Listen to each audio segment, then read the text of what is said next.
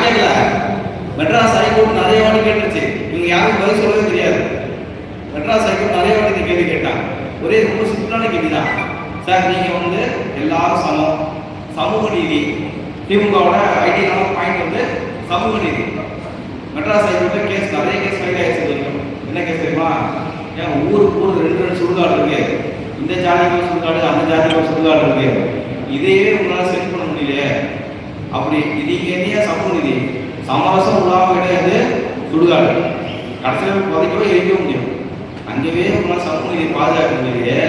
நீங்க என்னையா தமிழ்நாட்டில் சமூக நீதி பாதுகாக்க நான் கேட்கல, மெட்ராஸ் ஹைகோர்ட்டு நிறைய வாட்டி கேட்டுச்சு. இவங்க சொன்ன பதில் எனக்கு தெரியுமா?